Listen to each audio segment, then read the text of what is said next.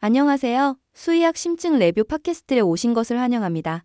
오늘은 과식증과 체중 관리, 임상적 접근과 치료 전략에 대해 김 교수님과 박 원장님과 함께 심도 있게 논의해 보려고 합니다. 이 주제는 반려동물의 식욕 증가와 체중 변화가 내포하는 임상적 의미 때문에 매우 중요합니다. 안녕하세요. 김 교수입니다. 오늘 다룰 주제는 일상 진료에서 마주치는 사례가 많지만 그 접근법에 따라 진단과 치료 결과가 달라지는 중요한 이슈입니다. 특히 식욕 조절과 내분비, 신경조절 기전 등 주요 요소에 초점을 맞춰 이야기해 보겠습니다. 안녕하세요. 박 원장입니다. 실제 임상 현장에서 과식증과 이에 따른 체중 변화를 관리하는 것은 언제나 중요한 과제로 다가옵니다. 이론과 실제 적용 사이의 간극을 메워줄 유익한 시간이 되길 기대합니다. 그럼 먼저 과식증의 기본 개념과 임상적 의의에 대해 살펴보도록 하겠습니다. 과식증은 단순히 식욕이 증가하는 현상이 아니라 체중 변화와 에너지 균형 불균형의 결과로 발생하는 증상입니다. 정상 상태에서는 시상하부의 여러 핵이 알파 MSH, CART, MPY, 그리고 AGRP 등 다양한 신경 전달 물질을 통해 식욕과 포만감을 조절합니다. 임상 현장에서는 이런 과식증과 체중 변화가 서로 밀접하게 연관되어 있는 것을 자주 확인할 수 있습니다. 반려동물이 체중 증가를 보일 때는 단순 식욕 증가를 넘어 내분비 질환, 약물 부작용 또는 환경적 요인을 동시에 고려해야 합니다. 임상 핵심 포인트로 과식증이 항상 체중 증가로 나타나지 않는다는 점을 주목해야 합니다. 예를 들어 당뇨병이나 갑상선 기능, 항진 증가 같은 내분비 질환에서는 오히려 과도한 식욕에도 불구하고 체중이 감소하는 경우가 많습니다. 김 교수님, 이런 다양한 경우를 진단할 때는 어떤 체계적인 접근법이 필요할까요? 우선 철저한 병력 청취가 기본입니다.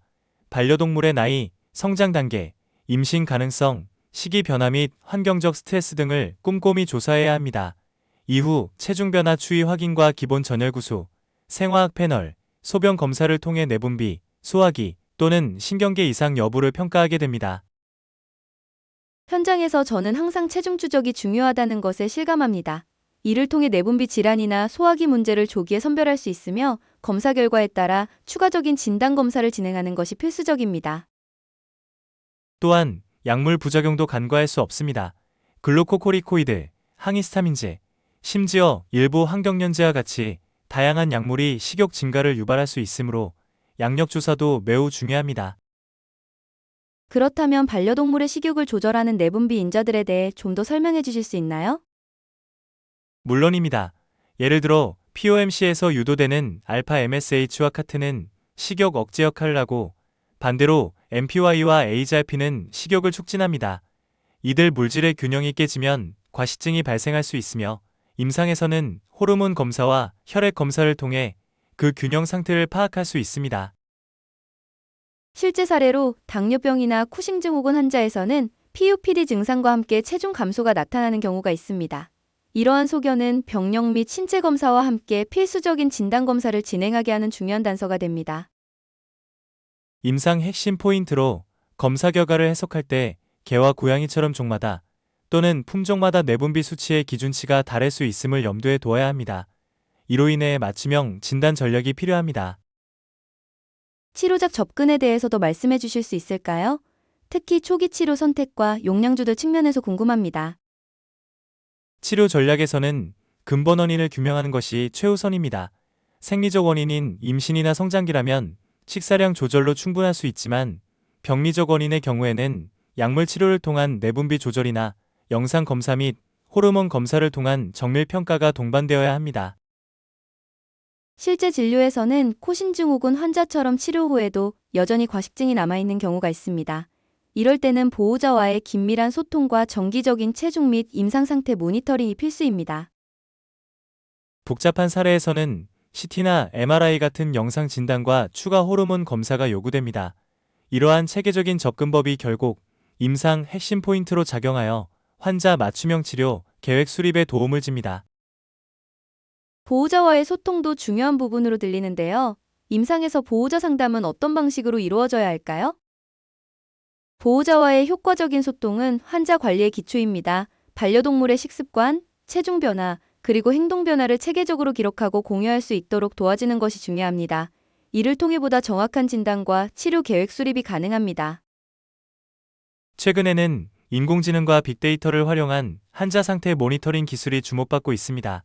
이러한 기술은 실시간 데이터 분석을 통해 환자의 변화에 민감하게 반응하여 맞춤형 치료를 더욱 정교하게 지원할 수 있을 것으로 기대됩니다.